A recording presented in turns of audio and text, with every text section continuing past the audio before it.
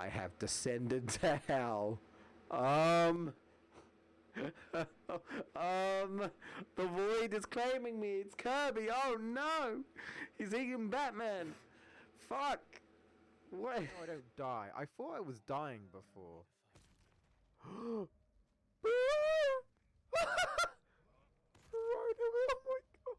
my god. Bro.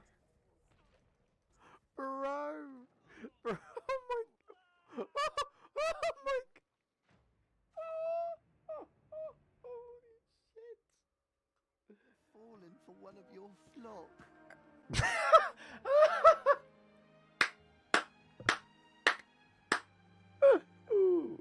Way to ruin the mood, you damn peddler. Well done. You walked into a cutscene. The peddler walked into a cutscene.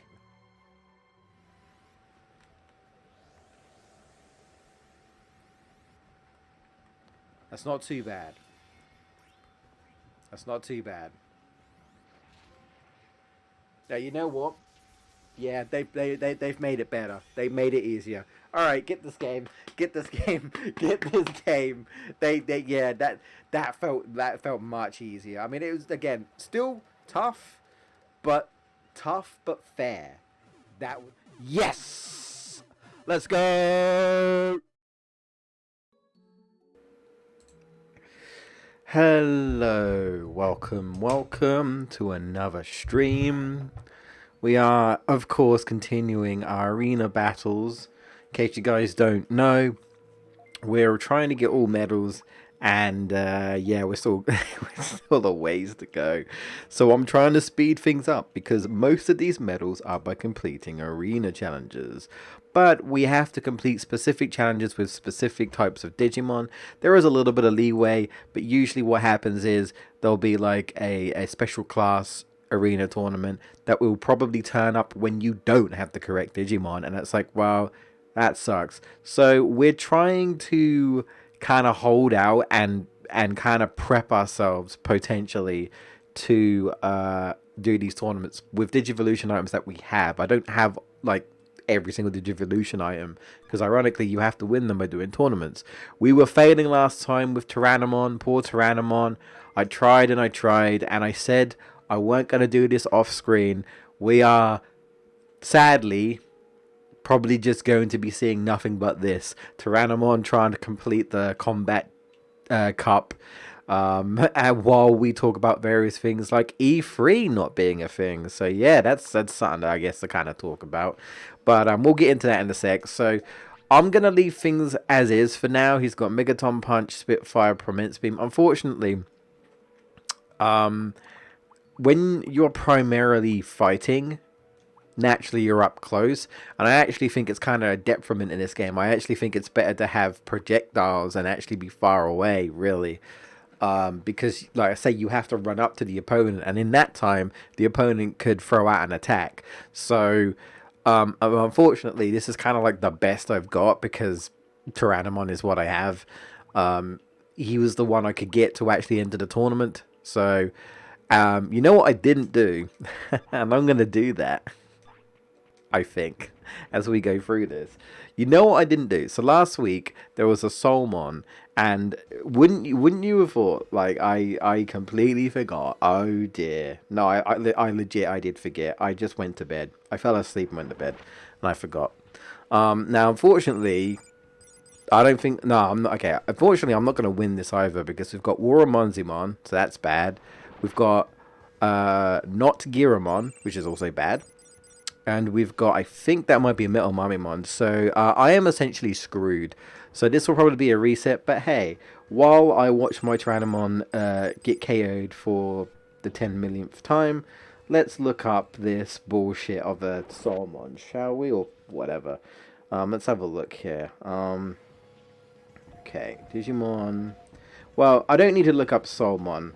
I need to look up Ghostmon, essentially.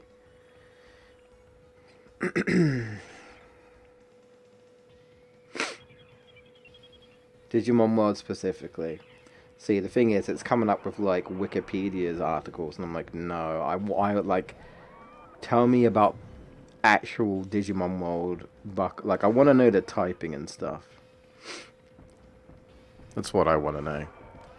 Now, the reason why I want to know the typing is because I didn't think Ghostmon that Ghostmon has fighting like at all, but is in a combat orientated.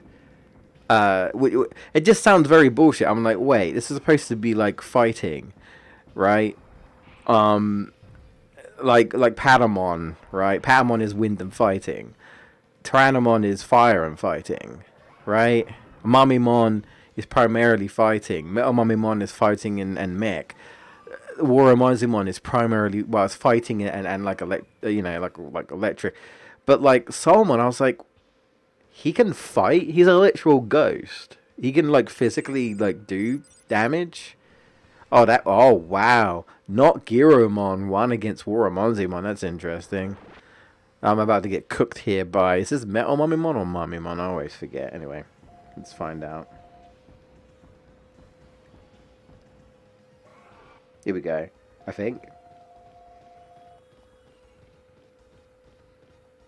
Yeah, those are some pretty mean stats. He's got more HP and more MP than I have. That's Mamimon, okay. I can't tell, man. The sprites are so tiny. I mean, literally, Metal Mamimon is just, well, the metal version, you know? It doesn't really... The little tiny sprites doesn't really look that much different, you know? And he's buffing himself with Warcry, which isn't good. And Muscle Charge? Wait, what moves do you have? What does he have? Do you have any... You must have an offensive move, but what... I don't... But what do you... Huh. Interesting. Okay, so all he's done so far is Warcry and Muscle Charge. Nothing else. Doesn't Premence Beam, like, have a chance to, like, stun you or something? Why? Also, like, he's like... I'm, like, really spamming this move. Huh. How interesting. Just got that. That was some good damage, though. Huh. You know what? I think I know what he has. I'm going to take a guess. I think the only, like, attack he has is counter. I actually do. I don't want to test it, really. Maybe, like, when he's nearly defeated. I actually think that that's what's going on here. How interesting. Ouch. That's some damage. Damn. Yeah, I knew it. I knew it. Damn. I didn't know counter confuses you, but apparently it does. I knew it. Huh. How interesting. So he just... Wow, so he was really combat orientated. He was just baiting for the opponent. He was like baiting the opponent, waiting for the opponent. That's interesting. So he would have done no damage to me other than his finisher if Tyrannomon hadn't physically attacked him. He just buffed himself up and then just used counter. How interesting. And those black beady eye... Oh, and then they're not black, I guess. This creeped me out. Anyway, I told you, this is like beta Giromon, and it's creepy. Can I get a stun of my own? I'm going to lose anyway, but... Damn it. You're just going to muscle charge and buff yourself. Bro, what if he ends up being... Oh my god, I did 60 damage. 60 damage! What? Oh, I'm not winning this. I'm not... No, I wasn't winning this anyway, but this is... What? Holy... Wow. Yeah, you know what? Spitfire. Damn, I lost. Well, I'm not surprised. Anyway. Don't worry, I'll reset in a minute. I just want to know what the freaking typing is of Ghostmon here. And I can't fucking find it. How hard is it? Come on, man. How hard is it? I got to the finals, I guess that's something.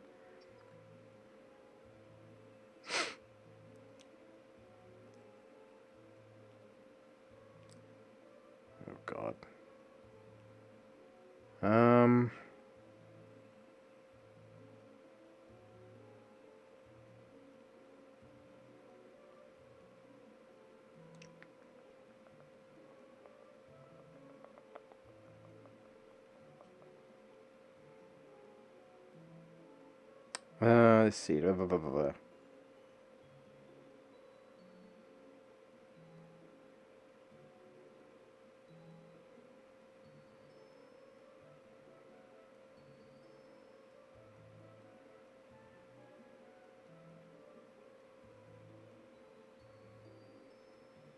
Well, that's helpful.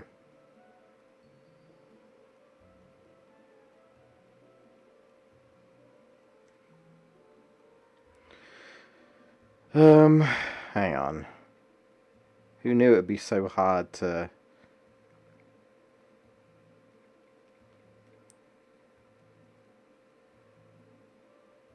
you know what? Push comes to shove, I guess I'd have to open up a YouTube video on my phone. Christ. Jesus. I was hoping I could just, like, find an image or just some text. Nope. Come on, man. You'd think how old this game is. You'd think it would be easy. You think it would? Well. Alright, let's see here.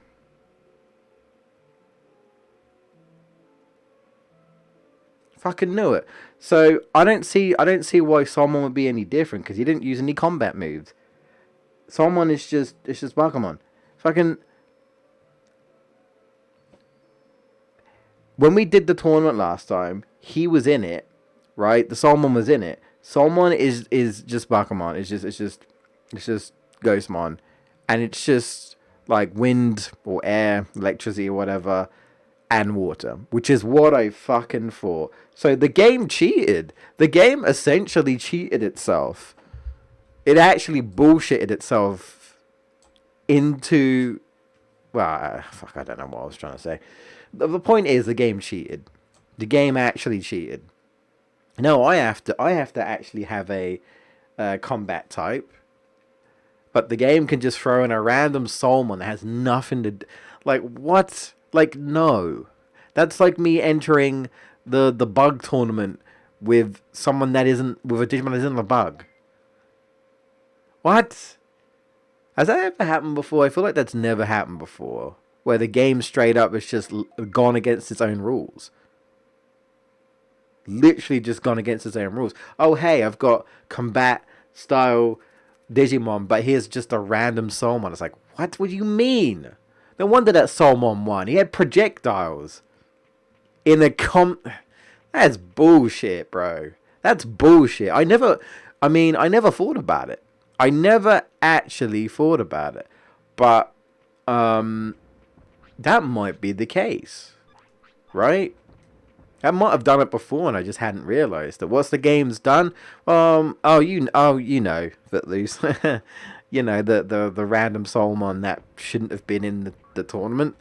You know, shouldn't have been there. The game cheated. The game actually cheated. I double checked and, like I say, Solmon and Ghostmon are literally just the same.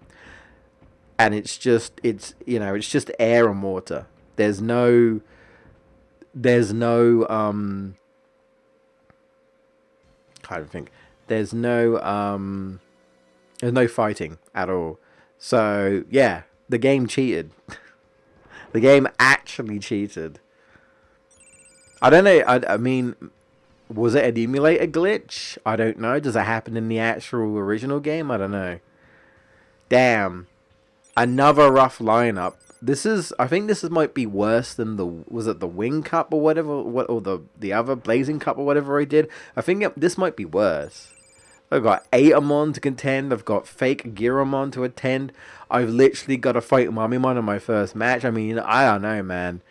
Unless Mummymon did what he did last time, this is just GG straight off the bat, man. I'm the one who's going to get booted out. So you missed it, Footloose, because you weren't in. When I fought Mummymon the last time, the only attack move he had was counter. He would just power himself up with power-up moves. He's not doing it here. And counter. That was it. He would just stand there and not do anything. And I was like, why isn't he attacking me? And then I was like, oh, I bet the only attack move he's got is counter. And I was right.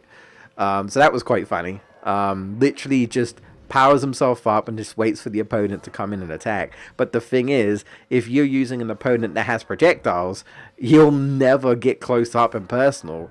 And counter will never work. So that was funny. I still lost, but... Ouch. He's Sonic jabbing me.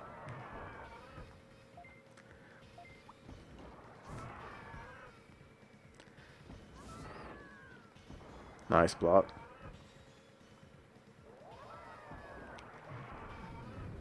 Ouch.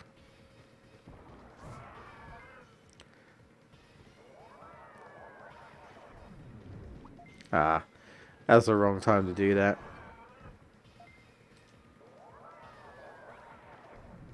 Damn it, wrong time to do that as well.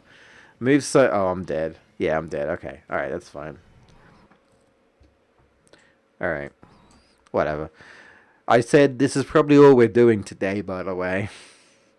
So, it's either this or I do it off camera. I do everything off camera, which kind of defeats the purpose, you know? I said, you know, this is supposed to be an all medals run on stream. Kind of defeats the purpose if I just do everything off camera. But unfortunately, because of the way this game is, right? And how long I've been going at it. Unfortunately, this is like the quickest way to do it. I have to kind of just pray. I mean, stats would help here, but honestly, I'll be honest, a different typing Digimon would I feel like would be the way to go here, but I can't do anything about that. I'm stuck with Tyrannomon. You know. Like if I had like ice and fighting or something like that, then I'd just use ice moves and I'd be good. Like if I had like Garurumon or something, I could just like ice statue everyone to death and I'd probably be fine because ice statue is just stupidly ridiculous. But I have Tyrannomon and he can't use many of the fire moves, sadly. I guess that's why he isn't a part of the Blazing Cup or whatever we tried to do before.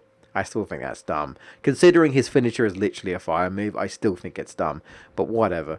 So we'll just keep trying, I guess. And we'll see. Maybe I will try and give him another stat boost, but it'll just kill him most likely anyway. But look. 3 times in a row so far, we've had 3 different ultimates, by the way. Literally 3 ultimates. And I've got to fight Elvis Presley himself here in a Digimon form. Yeah, I don't think I'm winning. I think Elvis is about to sing me a KO, man. I think that's what's gonna happen. Oh, what was that? Oh, I think that was spinning shot. I still don't get how we can use spinning shot. How the bro doesn't have any wings. How does that work? It is funny seeing him like flap his arms like he has wings, but nice block. Damn it. I'm gonna lose anyway, but oh, they interrupted that somehow. I don't know how. Nice.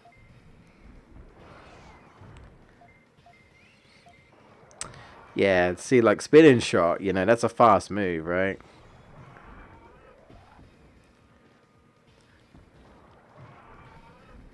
Damn. And, you know, if I'm not blocking anything, I'm just taking too much damage.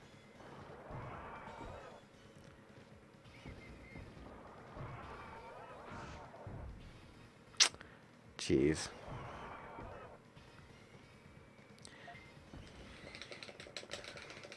I don't know why I'm trying. This isn't going to save me. This isn't going to save me.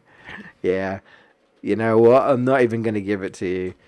I'm not even going to give it to you. Press the wrong button. I'm not even going to give it... Hello? Reset? Thank you. Don't be playing with me today, emulator. I'm just waiting for the game to crash as well, because that was doing that a lot as well before, wasn't it? It was just randomly crashing. I've never had the emulator do that, actually. Not unless I, like, deliberately try to cause it, I guess, right? If I'm just playing the game normally, I don't think I've ever had it. Like, this emulator is honestly pretty solid. I've used this emulator for years. Like, I'm talking like back when I was in high school, bro. And that was like 15 years ago. Holy shit, I'm old. I'm not that old, but a lot of people would consider the age of 30 to be old, so there you go. My prime years are gone, and I've got nothing to show for it. I really don't think there's anything else I can do. I really just think like the only way I win this is just literally. It's stupid and it's dumb, but I would literally just have to just keep resetting and hope I get lucky. And I've been 3 for 3, very unlucky. Will it be 4 for 4? Most likely.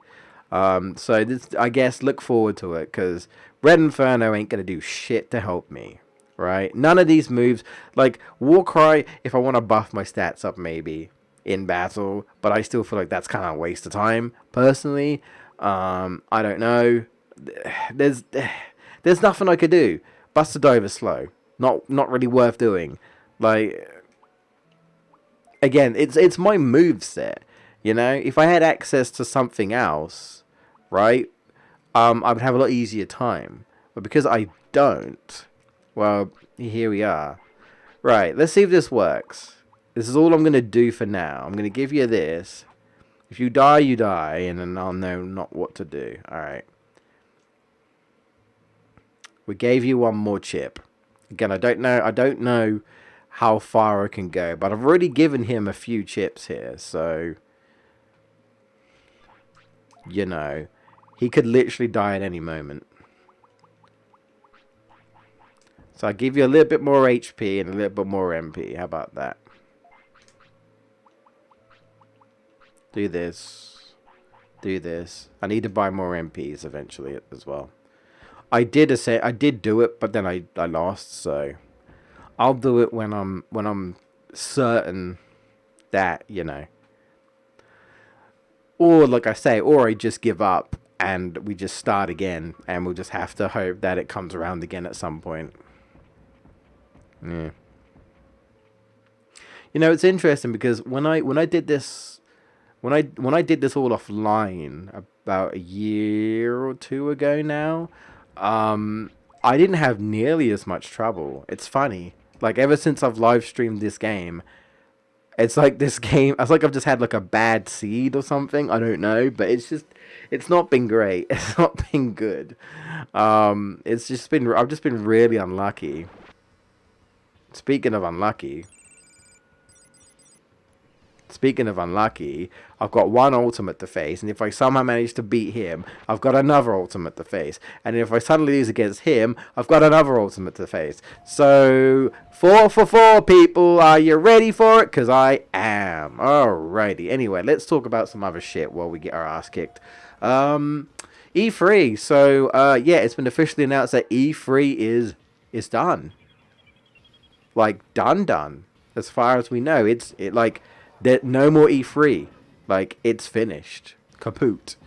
And a lot of people were thinking that might happen, mostly because I kept hearing news. Of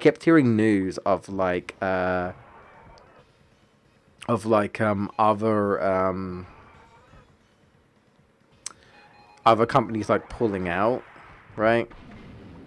That's what I kept hearing. Oh, great.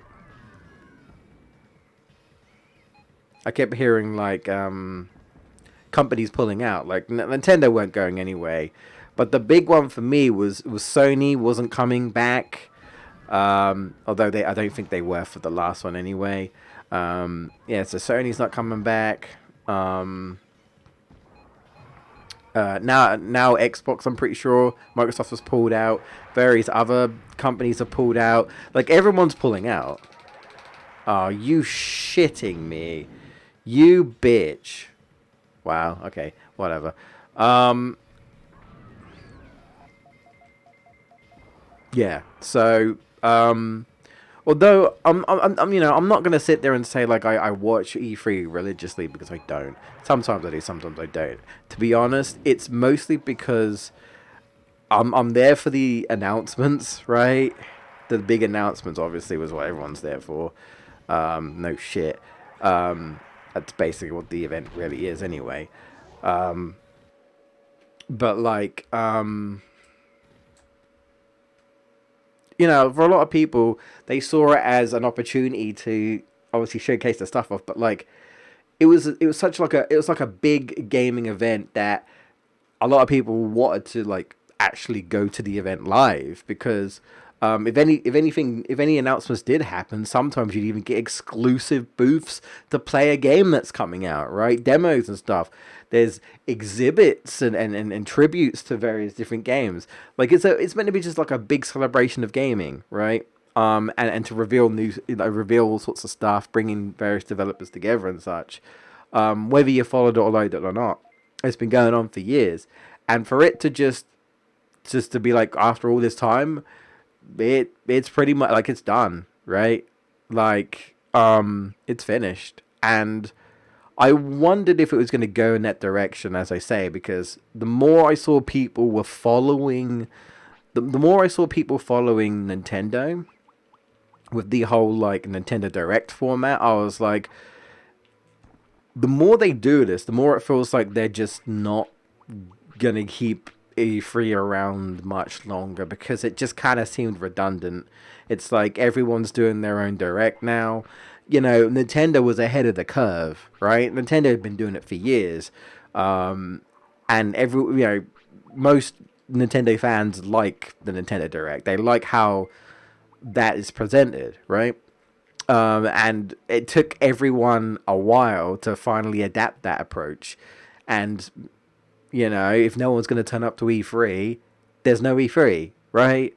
So for them to be like, we're just going to, you know, it's one thing to say that E3 is just cancelled for a year, right? Like, oh, hey, no E3 this year. They cancelled it obviously like 2020, and I don't, what, when did E3 come back? I don't actually know when it actually came back. We haven't had an E3. Did we even? Yeah, that's what I mean. Like, we didn't have an E3 in 2020, did we? Because of COVID. Um, did E3 come back in 2020? I don't fucking do. I don't remember. But like, the point is that things have been rocky. And I heard they were trying to prepare to bring it all back this year, and now this.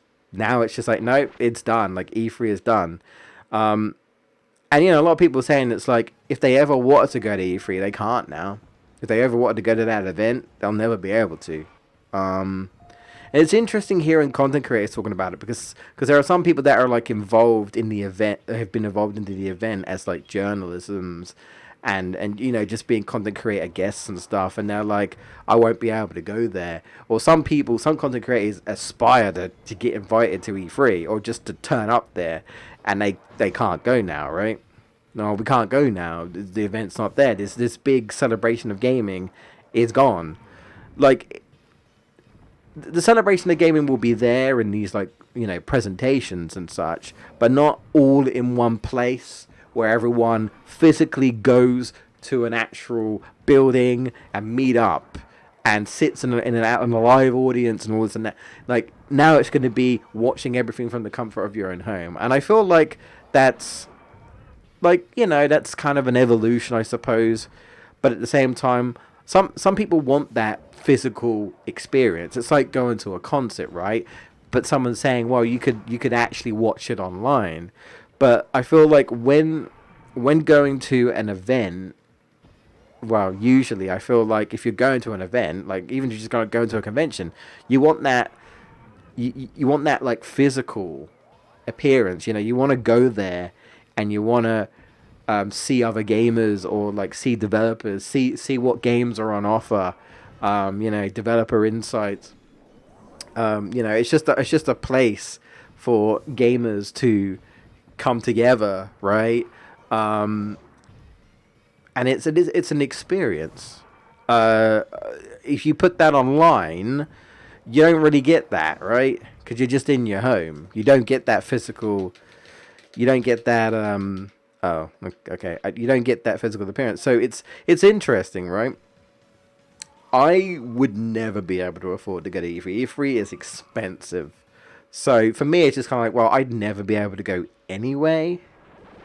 Even if I did, right? Like, because I'm in the UK, I would have to take a plane to the US, and then like all the expenses that come from staying somewhere and all, and like in the event and stuff.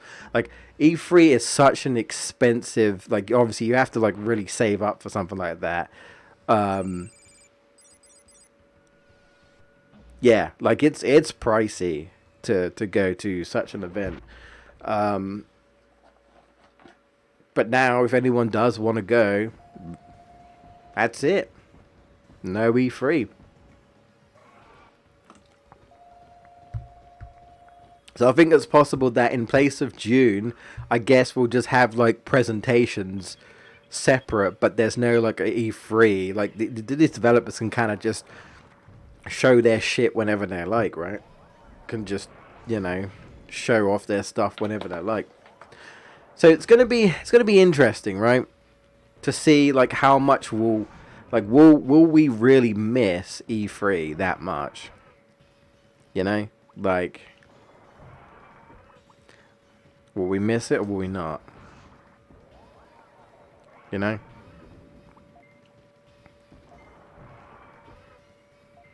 doing like no damage, so I'm probably gonna lose here. Yeah, that's fine. Pretty much, if I go up against an ultimate, I feel like I'm just fucked.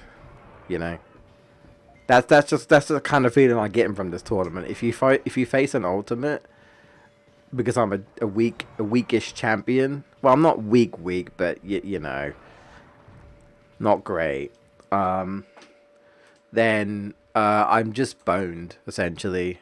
Like I said, this is probably all you're going to see, unless I decide to just throw in the towel and say, fuck it, I'm going to kill Tyrannomon and start again and then try another tournament.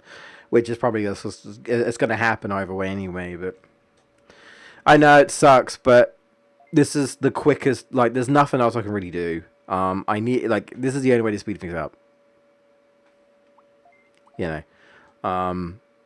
Unfortunately, this is like the part of the all medals run that kind of gets a bit tiring and a bit like, right? Because I gotta somehow prepare for the right tournament when it turns up, and if I don't, I might have to wait for like 5, 6, 7, 8 days, or the next like cycle of Digivolution, and then I have to make sure I get the right one because it's probably going to be a different one. Like it's. When you think about it from that way, it starts to become more complicated. But like,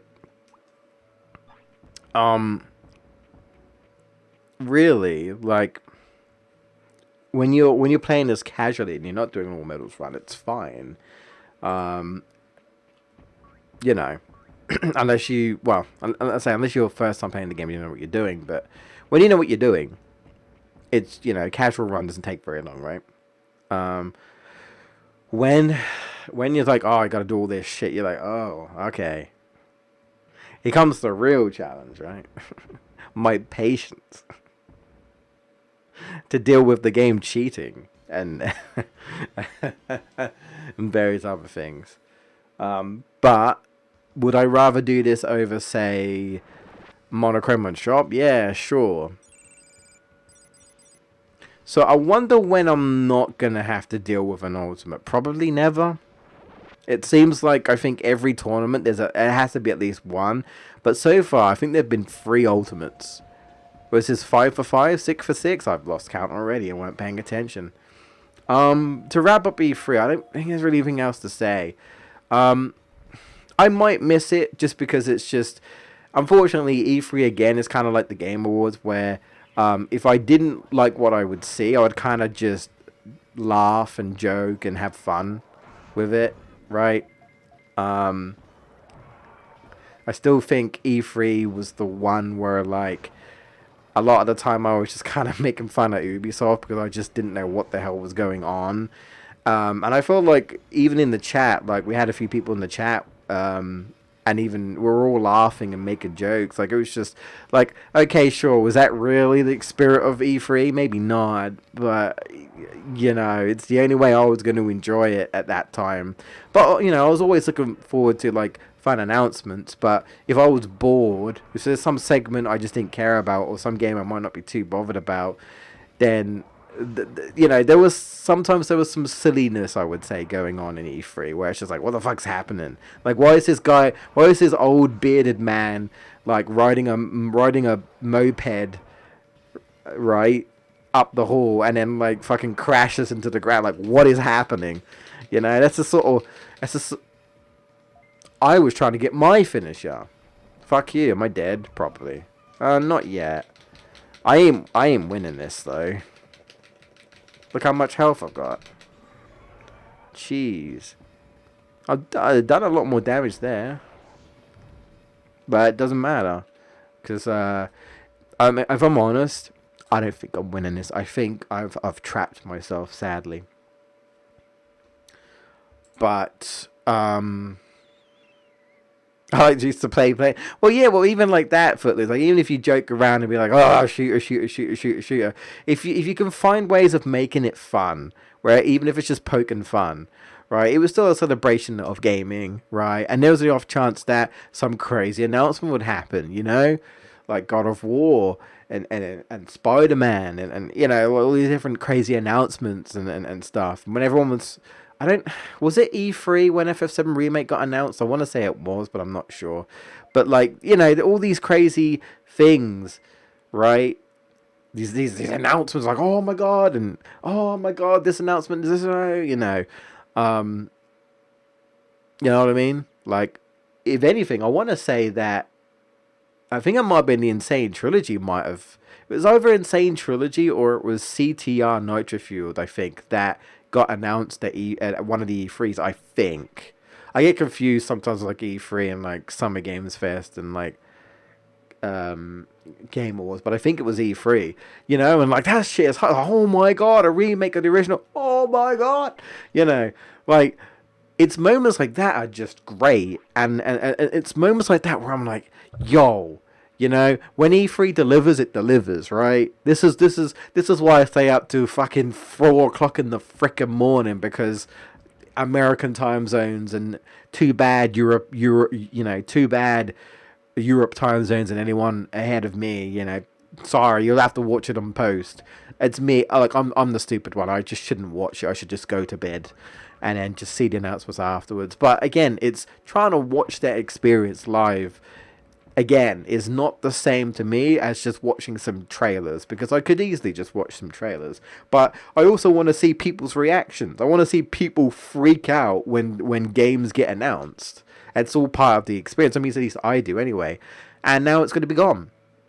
But who seems to be quite happy about this is Jeff Keighley. Apparently he seems to be pretty like puffing himself up, being like, guess I'm gonna have to carry with the Game Awards and have a Game Fest and shit. And it's like, all right. It's all like just all right. So I mean, I don't know if I could say he's happy that E3 is gone, but I think he might be, because I feel like it's like him saying, it's my time to shine, and it's like, all right, buddy. All right, buddy. And count the cringe moment. Well, that's what I'm saying, Footloose. Like, if there's an announcement you don't like, we might make fun of some stuff and just have a laugh that way, But then when an announcement is good, we're like, oh shit, That's how I kind of saw the event, right? And yeah, there are a few, like, maybe it's just me, maybe my gaming tastes, maybe I need to like expand my gaming tastes, but we joke about shooter, but sometimes it did feel like that. Same with the Game Awards, right? Where it's just like there's like 6 different horror games, and it's like there are other genres. Like, is this all we're doing? But it is what it is, I suppose. Jesus. See, this is a typing that's so much better. Like ice and fighting, right? Ice and fighting. Because ice moves are really good in this, you know? It sucks. But well, again, I didn't really have any other option. Tyrannomon was the only one from what I could remember that I could deal with, so well, Jesus.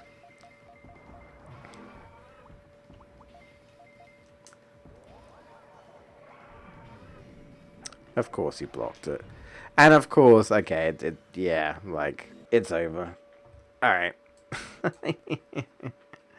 What do you reckon? Should I literally just do 2 hours of this? Or do you think I should cut my losses soon? Because I'm not joking. I can see this literally... I could literally see this being a 2-hour session. I really don't think this game's going to be in my favor at all. I really don't. I know I'm speaking negatively. My expectations are just boop. Like, I'm just saying. Speaking of evidences, right? But I don't know. I mean, I didn't think I would win the Blazing Cup, but I did eventually win it. So I don't know. And even then, I had a better moveset. Again, like, there isn't anything else I can do. I don't have anything better to work with in terms of techniques. So at that point, it goes down to stats. And like I said, like I can feed Chips until he's on death's doorbed, right? But I don't know, man. I just don't think even if I do give him more chips, I just don't think it's going to make much of a difference. Because again, I think it's mostly just my techniques, right? My typing. I honestly think that's the main problem now. And then sadly, even if I had like a Digivolution item for an ultimate, and even if that ultimate is someone that can go into this arena, because I Digivolved them, they're like, well, Tyrannomon can't enter the tournament anymore because you Digivolved them. So that doesn't work. I learned that the hard way, didn't I? I learned that you couldn't do that. When I thought about it, I'm like, I guess that makes sense, but I guess I should have entered the tournament as the ultimate and not as the champion, so that's my fault. That's my fault. Oh, hey, look, it's rematch. It's a rematch. Anyway, it'll be interesting to see how people feel E3 not being around anymore. Yeah, it's going to be interesting. I mean, I will admit, I have come to, like, at least remember that E3's a thing. So now I've got to be like, well, E3 isn't a thing. But, like I say, it's very possible that developers will just use, like, June, July time to just have their presentations anyway. So you'll just have, like, I guess, kind of like directs. Because that's what everyone's doing now. I wonder if he has the exact same moveset. So far, it seems like he does.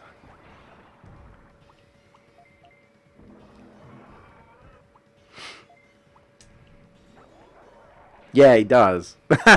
Wow, it's a carbon copy. It's a carbon copy battle, like literally. Well, I mean, I don't know if the stats were exactly the same, but the techniques are exactly the same. Of course. Damn. Damn. I told you, Ice Statue is just ridiculous. Ice Statue is just ridiculous, you know? Ice Statue is just that good. Just that good. Yeah, it's over. I'm not keeping track, but I think this might be 7. So we're probably coming up to 8. Ding, ding, ding. I need a counter. Ding, ding, ding. Now I can't even get past the first round, and I'm not even losing to ultimates. I'm just losing to champions now. Damn, sad. Tyrannomon wasn't it. If we do give up, I guess I'll have to just consider not using Tyrannomon. I'll have to, like I say, I'll have to try and get Frigimon or someone who's got like another typing that's just better than fire. Clearly I should have went in with Nanimon. I don't know if Nanimon would have countered, but he does have fighting moves, but that would have been funny actually. Yeah, can you imagine? I actually went in with Nanimon and won. That would have been funny. Tyrannomon is never gonna make it to WrestleMania. No.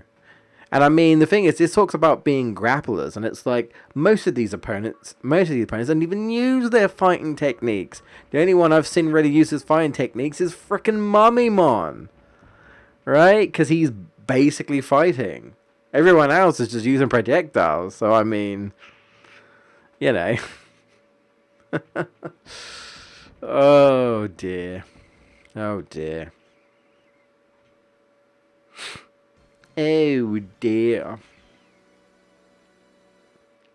Trying to think. What else can we talk about?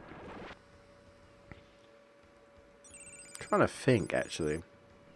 Anything gaming wise? Anything else gaming wise that happened? I guess I could talk a little bit more about my progress with Bayonetta Origins, I suppose. I will say, in terms of story, it kind of felt like the story took a bit of a backseat, right?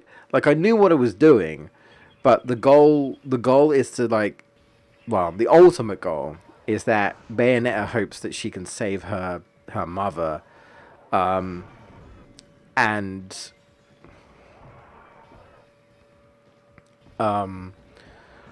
that that's the ultimate goal. We have to go to the fairy forest and all that. And then we were just basically told go find these elemental cores by chasing the white wolf, and that's pretty much what we've been doing. While Bayonetta has been to deal with her relationship with this new demon, and you learn that Cereza is a far cry from her future self, who's full of flair, elegance, and confidence. This is just a teenage girl who's kind of scared at almost everything. So I guess this is like a game where it's like maybe this is where she learns how to be confident and be like the Bayonetta that we know and love. Right now, she's way out of her depth and doesn't know what she's doing, and has to rely on the demon.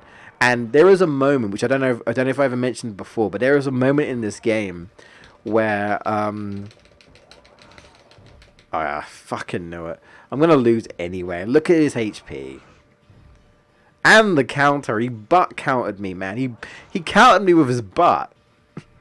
He used the Princess Peach butt hip attack in Smash Bros.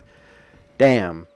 I'm sorry, Tyrannomon. I'm really sorry. You're getting all this abuse, man. I don't want you to have all this abuse. I really don't.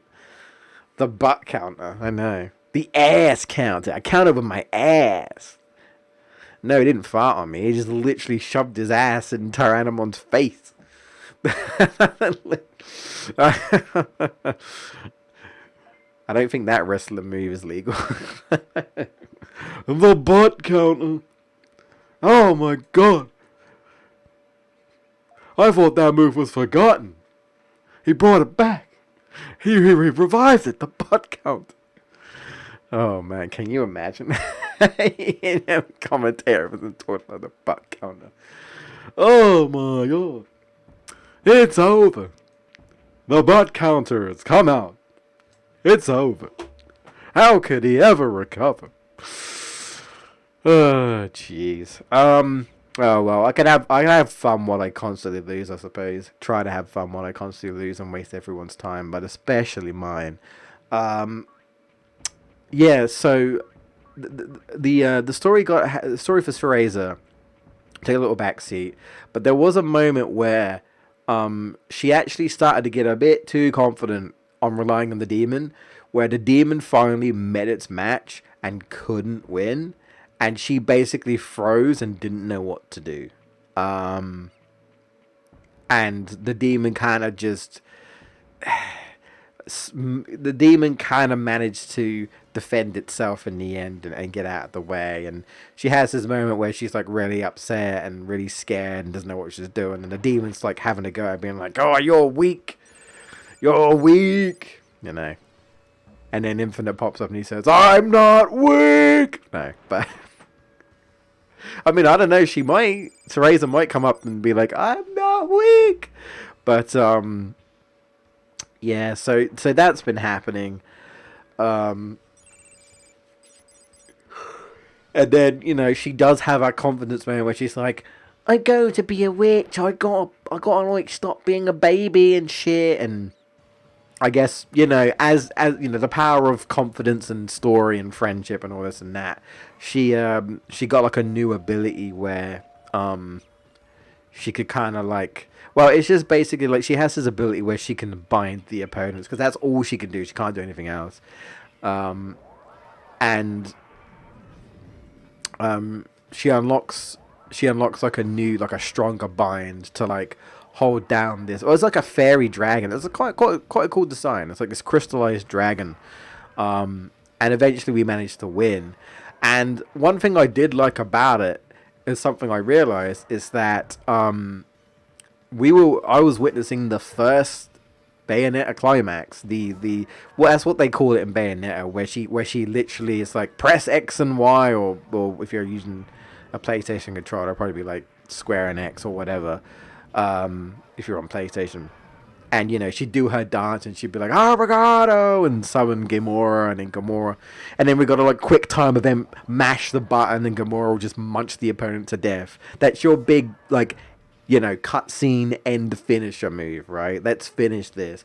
Like, I actually got to see the first one, because it acted the same way, right? Where the demon was like, I had to like mash the button. The demon was constantly like stamping on the opponent and crushing them, and I was like, "Yo, this is, oh fuck, this is the, yeah, I know." See, the thing is, I feel like I can get away with saying that with Bayonetta because that's what it's called, Footloose. That's what she calls it, right?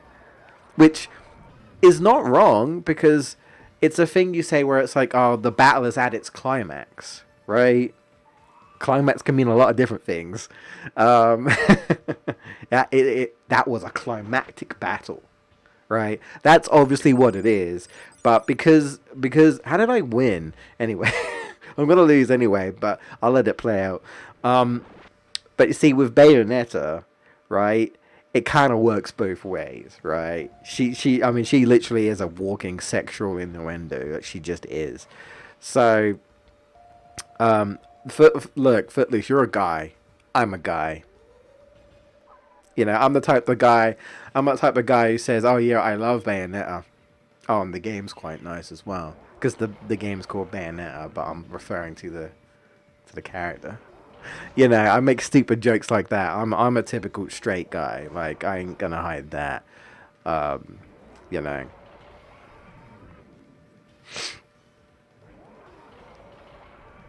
But like, but yeah, no, like she, it kind of works out for her because all of her fights really are climactic, and the fights do reach its climax, which makes sense. But also because she's a literal walking sexual innuendo. At least she is in the first game. She very much is. It gets toned down a lot in 3, and it gets toned down a little bit in 2. But that's just kind of who that's what she ends up being, right? It is interesting to imagine that this little girl who's anything but, which thank God, because she's she's a teenager, right? I don't know how old she is. I don't think they actually state. I mean, I don't even know how old she is in the Bayonetta games. They just say that she's supposed to be like 5 centuries old. But the thing is that in Bayonetta 1, she more or less gets locked in time. She gets like locked in time for like so many years. So it's like time didn't affect her. So you can't to say she's 500 years old. It's more like she was asleep for 500 years. You know what I mean? And she just didn't. and because she was like trapped and locked away, I guess time didn't affect her while she was trapped and locked away. Um, but yeah, it's like Shadow the Hedgehog, right? We don't really know how old he is, but they say that he must be at least 50 years old because the last time he was awake was 50 years ago. But he was in a cryo chamber, a chamber that comatoses people and puts them to sleep, and I guess I need a reset. Doesn't affect age, right? It's like you stop the body from aging. I don't know how it works. I've seen it in various different sci-fi like films, shows, video games. I've seen it. Hell, I think what was it Tales of, which one is it? Tales of Arise. I think Tales of Arise.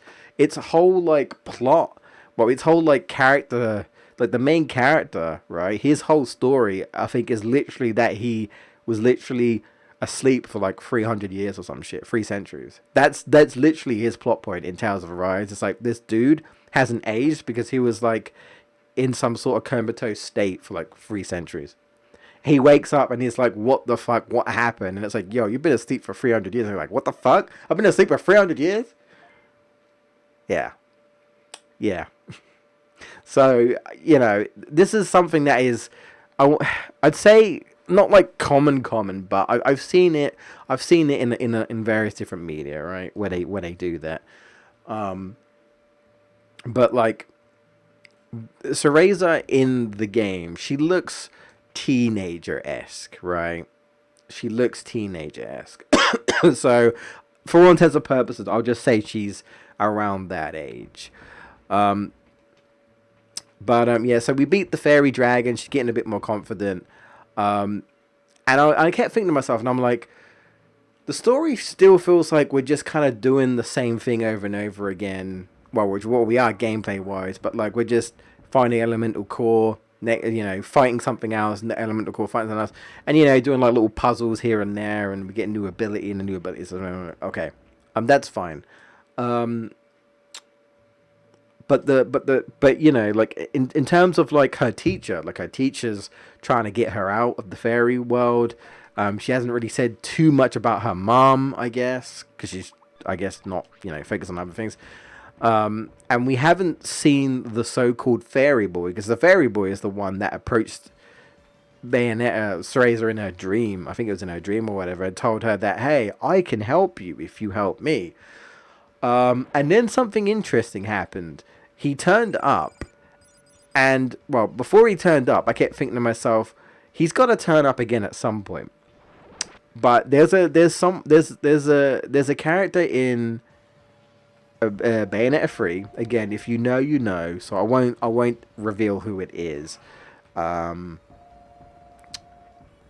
know Footloose probably don't care because he's not going to play the series. But just in the off chance that there might be a lurker or someone watches this sometime later, I don't know, and then like, I ain't played that yet. Don't spoil me. I don't know. I'm just a nice guy. I'm just kind of trying to be nice, but like, there's a character in Bayonetta, like, I don't know, like, video game stupid. I don't know if he'll go back to Bayonetta 3 because he didn't like it, sadly. But if he ever does, I don't want to spoil it for him on the off chance that he watches one of my random Digimon World streams and he's like, "You revealed something in Bayonetta 3 and I ain't finished it yet." If you'll ever finish it. But I'm just saying, anyway.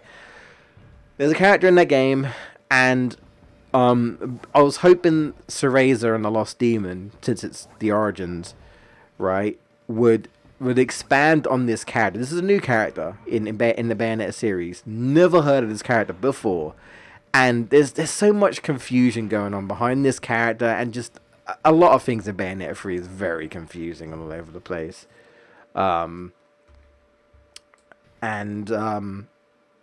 I was like, well, this game should explain it. And I had the feeling it would because the character in question is a fairy. So I was like, well, we need to know more about this so-called fairyland. And then here comes Bayonetta Origins.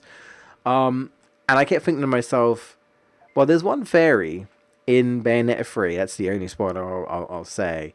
That gets revealed, and I'm like, do I think that this boy that keeps talking to her is the same person in Bayonetta 3? Because they do reveal the name of him in Bayonetta 3, and got a cutscene. The boy turned up. She's like, I don't even know what your name is. He said the name, and I was like, fucking called it. Of course it's you. Of course, it's all fucking connected.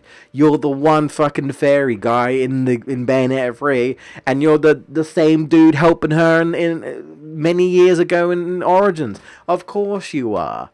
Because you got to explain him somehow, haven't you? So I still don't know much about him, but confirmed he is in the game. So I'm like, okay, now I'm interested because I want to know what his deal is because I know about Bayonetta 3 and Bayonetta in general in the story. In my head, I'm thinking, how does this work? The character itself, because again, the series can be very confusing. Time travel, I feel like, is always like it's always risky to do time travel because if you don't do it right, it can just be like a big old mess and everything's super confusing. And I'm not gonna lie, Bayonetta 3 is kind of a bit of a mess. I like that game. I will defend that game. I actually quite enjoyed it, but the story is a bit of a mess. Even more so, because Bayonetta 1 story and Bayonetta 2 story can get confusing, but Bayonetta 3 I feel like is a whole new level of confusing. But anyway, so now I'm just interested in this boy. I want to know more about him. The other thing is that these fairies, right, look like abominations, creatures. A lot of them have like 3 eyes, but like not even like regular eyes. They're just like dots. You know what I mean? And have like horns sticking out of their back. Like they're like beasts, creatures. They're not like human, right? This boy just looks like a boy, but he's wearing like this like very fancy looking outfit. So like, what's the deal with him? Like, how come this fairy actually just straight up looks like a regular ass boy? Like, are we being tricked? Like, what's going on here? I don't know. Are there other fairies that look human, or is he a special case? I don't know, but I actually do want to know his deal because again, he becomes a plot point in Bayonetta 3. So I'm like, well, okay, I don't even know who the hell you are. Like, I want to know. So now the story's getting a bit interesting, at least for me, anyway. At least for me. So we'll see how it goes. And I guess confirmed Cereza might have a crush on him, which also makes me think about someone else that she might have a crush on in the later games. Kinda, like I said, this is why I feel like I need to know, I need to understand, because there's some confusion in Bayonetta 3, bro, let me tell you, and I really hope the Origins at least clears some of it up. Oh boy, it's all I'll say. But at least it's getting a bit more interesting. And also, the next elemental power I got was water, and my demon just becomes a water type Pokemon. Like literally, like he literally has water gun now, just like an almost never ending water gun. And the water gun does damage, right? Like initially you can use the water gun to like, well, I don't know how to explain it, but like you can use water for various different things. Like there's like these like pipes. You can spray water in these pipes, and that actually like pops out treasure and stuff like that. You can even use like you can even like stand on like a little boat on the water, and you can use your demon's water gun to push you along, like you're sailing sort of thing. But the water gun is damaging. Like it just looks like literal like a water fountain. Well, yeah, like a water fountain like coming out. But like it's water gun or hydro pump, one of the two. But you know, it's a water attack, and I can just spray it at the opponent and yeah, they just go down. So that's fun. I've got a water type Pokemon now, and I'm dead. I lost track. Were we on 9, 10, something like that? So yeah, that's fun. I'm still enjoying it.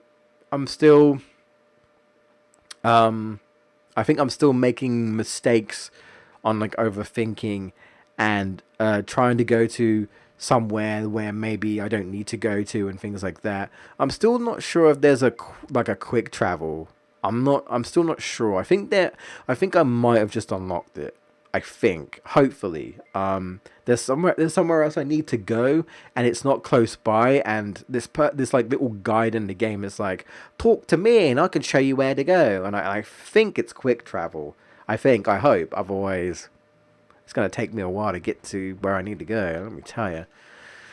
And this is just backtracking, but you're backtracking because there's something else to do in that area. That game does that a lot, right? Where like you go into an area and there's like a weird orange magical block on the left that blocks one pathway that you can't go to, and then ahead, like right in front of you, there's some sort of like icicle vines. Can't do anything about that, so you have to go to the right, because it's the only way you can go. But you know that at some point you're going to be able to remove those vines, so you're going to have to come back, and at some point you'll be able to do something about those orange blocks, right? So you know there's going to be backtracking, and that's pretty much what it is. It's like you get a new power, and it's like, oh hey, I can deal with those orange blocks now. Once I go through those orange blocks, it unlocks a new area, and then I go to that area. So they do that a lot. It's fine because the areas aren't really super big, right? So we're dropping some frames a bit here, a little bit here. I apologize for that. So like before you know it, you've taken a shortcut back to one of the previous areas, and it's like, oh, everything seems very cohesive, I guess is the word, right? Like you think you're traveling quite far, but everything's fairly linked together, so it's not too bad. It's not like it's one of the more, I would argue it's one of the more less like aggravating backtracking games, right? Because sometimes well, I would argue a lot of the times backtracking can kind of suck, right? It's like, why am I going back? But it's not too bad if like they handle it in a good way. And so far, I want to say they're handling it in a good way, right? At least make it interesting. Like, what was it Legend of Zelda: Skyward Sword? That does that a lot. There's like 3 major areas in the game, but there's parts of those areas that have to be unlocked later on because story, or you don't have the ability to unlock that yet. So you go to an area and you're like, there's things I can do, but I can't do it right now. So you're gonna come back, and it's fine, because you're kind of unlocking a new area within that area. So I don't mind that too much, right? Like a completely different area. Like I'm not just returning to the same area and doing the same shit. It's like, no, you return to this area and you remember this blocked entrance that you can get through now. Well, if you go through this blocked entrance, come out to the other side, and suddenly you're on a completely new big ass area that was blocked or whatever, So that's fine because then I'm doing something else. It's a completely new area, but it's just connected, right? Couldn't get past it at the time. That's fine. I don't mind that. That's not an issue. That's about it. I haven't played too much. Obviously, I haven't really had the time to play too much Bayonetta. I only played a little bit of it. I'm sure when I do get the chance, I'll play it some more. Oh yeah, that's right. The book. That's right. The Final Fantasy VII remake. I'll say remake because it's more remakey than original. Like it is original, but it's they mention things that remake has mentioned as opposed to the original. Like I said, like I'm pretty sure we never got a reveal for Cloud's mum's name. And now she's canonically called Claudia. So there you go, right? Can't you block or something, Tyrannomon? Come on, man. Please? You're killing me here, bro. You blocked. Yep.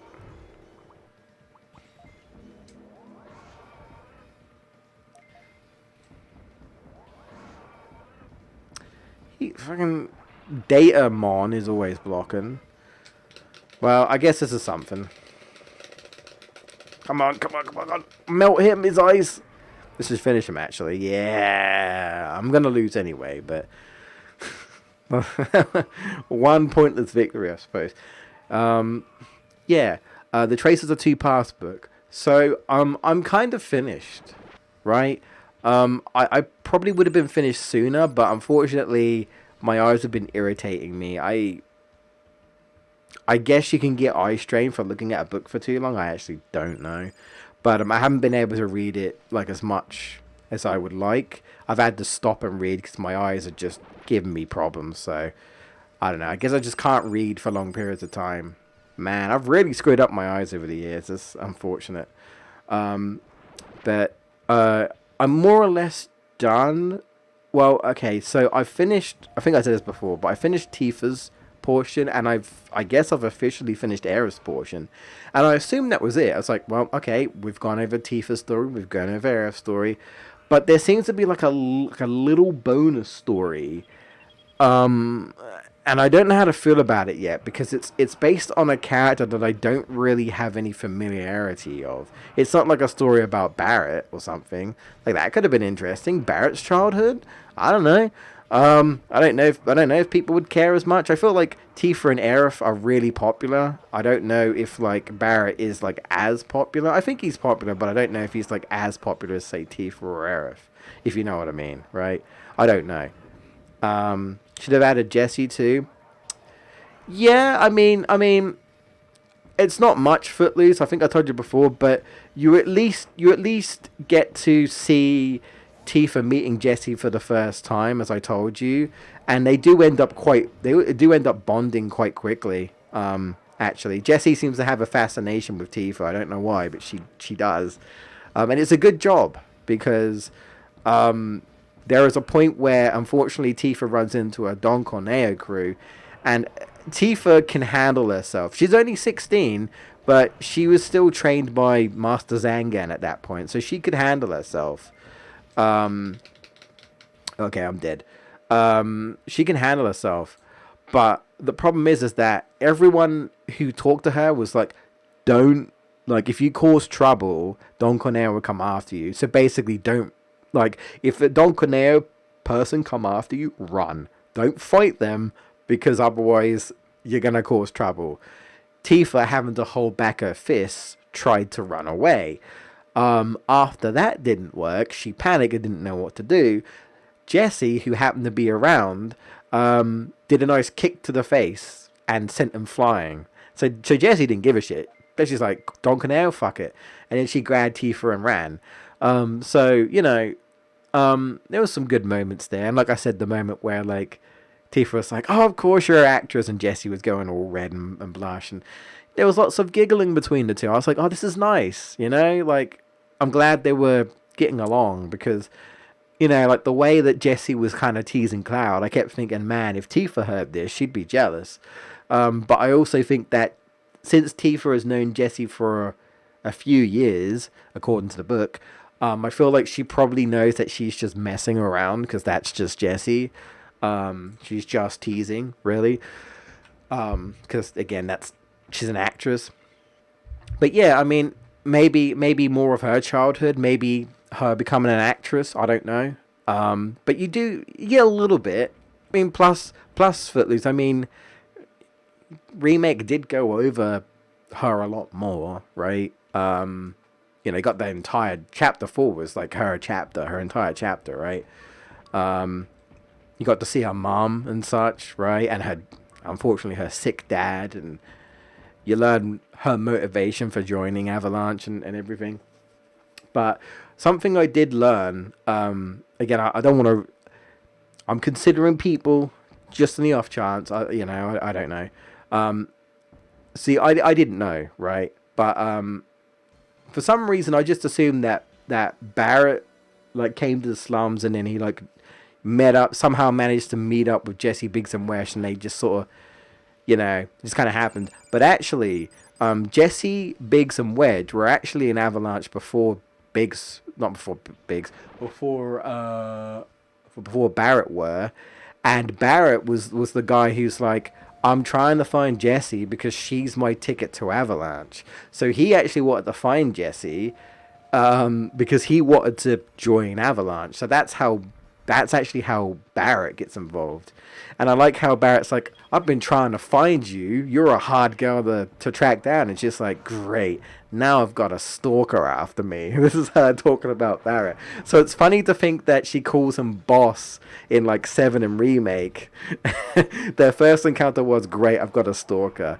Barrett was the one who proposed to be their boss because things weren't working out between them and Avalanche. And he was like, sounds like you need a leader. How about me? And she looked at him just like, well, I don't even really know you. And then he's like, look, you've tried everything, right? But you haven't tried an outsider like me. And so Jesse's like, all right, sure. Just like, knock yourself out.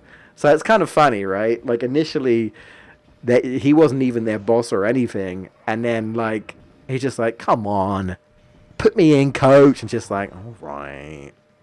You know, she probably wasn't thinking much of it. She didn't think anything was going to happen. And look what happened. He becomes their boss. They follow him, you know, and everything. So, so that's cool. You know, you get to see that happen and such. There's one thing I'm a little bit disappointed about. And it's just, look, it's just me and my boy Zach. But I heard, but I assume this was just false. I remember someone saying that apparently in the book, Aerith talks about Zack, and that's not true. She doesn't. And I actually wanted to hear a little bit more about what she thought of Zack and such. Didn't happen. I thought it was, but it didn't happen. So either someone was reading some other book, or they lied, or something. I don't know. But there's nothing like that in there. However, the last thing that Aerith says to Tifa at the end of Aerith's story, she's like, there is something I do want to talk about with you. And Tifa's like, what? Just like, let's talk about business. And when she said that, I was like, Aerith, you into some shady shit or something? What you on about? Business? You trying to sell drugs? Like what's she on about? Business? You talking about the flowers? Let's talk about my flower business. Yeah. Let me tell you about the herbs I don't sell to the public. Do you want to buy some? Like, I was like, I just thought it was weird. I was like, Aerith, what are you talking about? She means boys. And I was like, oh, is that what they call it these days when girls want to talk about boys? Is you call it business? Yeah, Tifa, let's talk about business. Cloud's over there. Come over here so he doesn't hear our talk about business. That's basically what she was going on about. It's like, okay. And I thought, oh, okay. Are we gonna get Tifa talking more about Cloud and Aerith talking about Zack? Didn't happen. That was literally the last thing she said. She's like, let's talk about boys. And like Tifa and Aerith giggled, and that was the end of that. And I was like, oh, I actually kind of wanted to hear what they were gonna say about Cloud and Zack. Because, well, it's kind of funny because, you know, because Cloud and Zack kind of similar, right? And yeah. But hey. But no, I enjoyed both chapters. It's the third one I'm not so sure about. So from what I gathered from this bonus chapter, that's what I'm going to call it, is there seems to be a story, a little story based on Aerith's friend that she had in the Shinra building, which I never knew even existed until I read this book.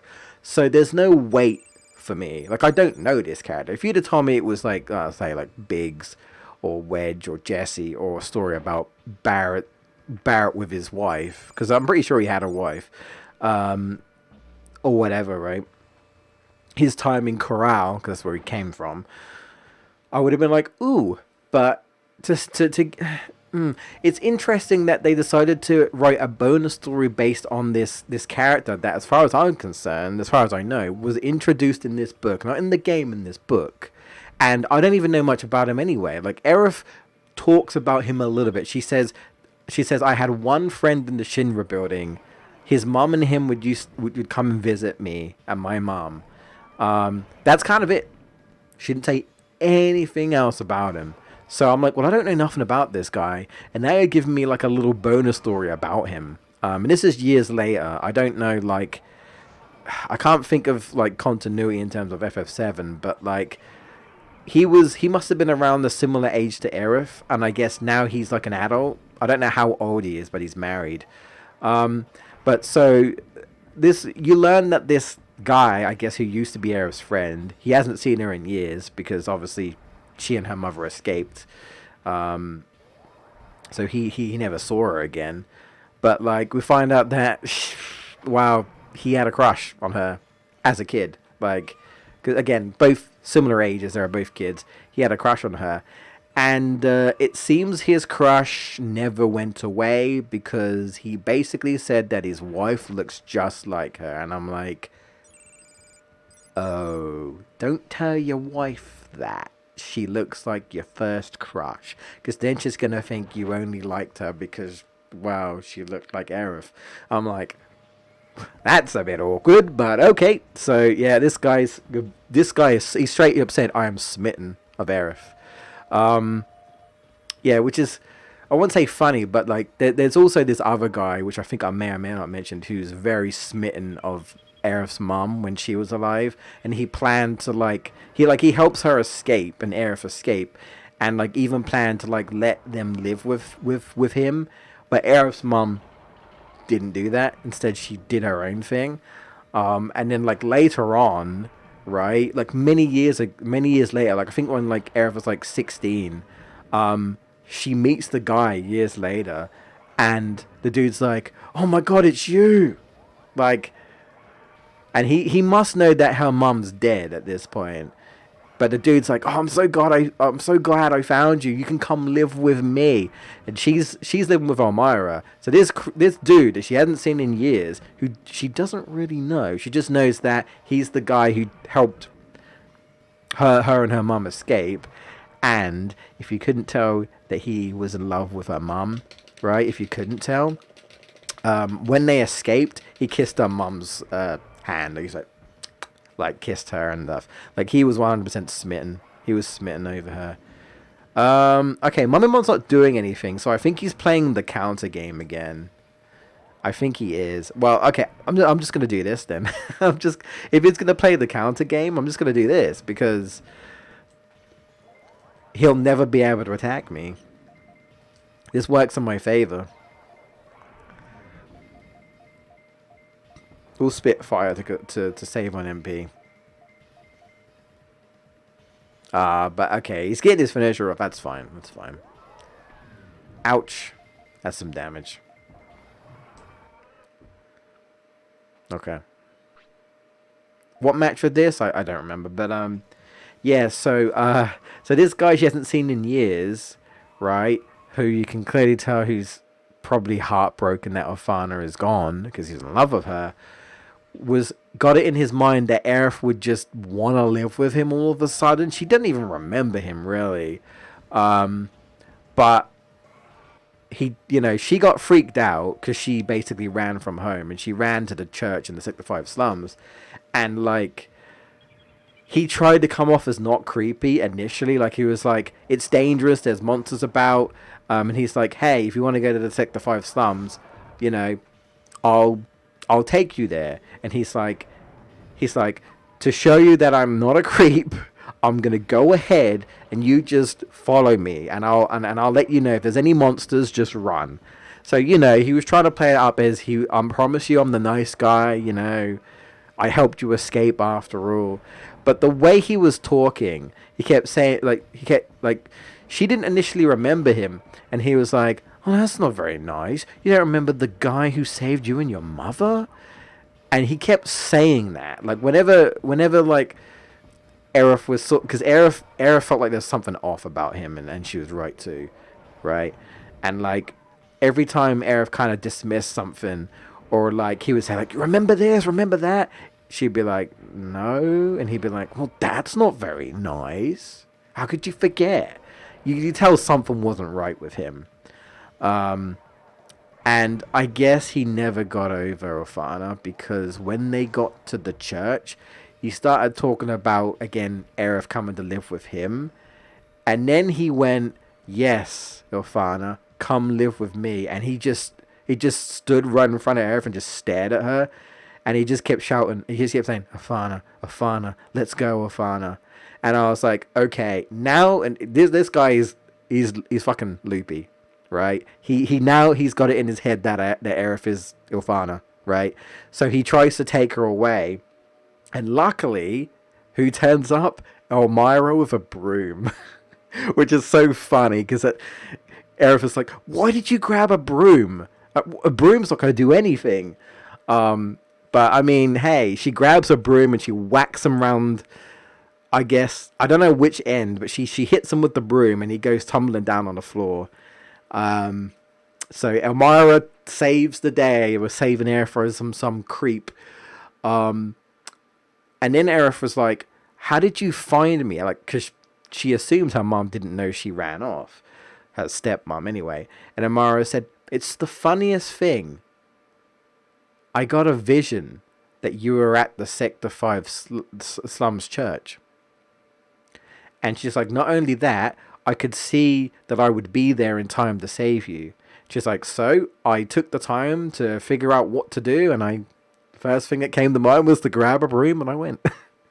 So she had a vision that she knew where she was, and I was like, that's interesting. That's interesting. Because who was having visions in Remake? Cloud. That's interesting. Well, okay, Cloud was having visions, and then by the end of the game, technically everyone, Tifa was having visions, Barrett was having visions, Red 13, they were all having visions. They were all starting to see things, right? Elmira said, this isn't the first time I've had visions. Ever since Aerith turned up, she's been seeing things. Visions. I tell you, man, Aerith's like powerful, but like Aerith, I guess, is so linked to the planet that she can literally pass on things to people. In Remake, slight spoiler, I guess, Remake's been out for a while though. Like, there's a moment where she hugs Marlene, and there's like a weird like screeching sound, and then the screen gets all fuzzy and that, and sorry, I'm getting distracted. I'm waving my hands like I just don't care. No, reset, you pillock. Well, we've managed to do it for nearly 2 hours, by the way. So I guess, I don't know, guys. I feel like maybe I should, because I don't think I should do this again for another 2 hours. So I think it would be fair to say I probably will just do this off camera from now on. If we don't do it in the next, 15, 20 minutes, then I think I'll just do it in my own. And if I can't win, I'll just say I gave up.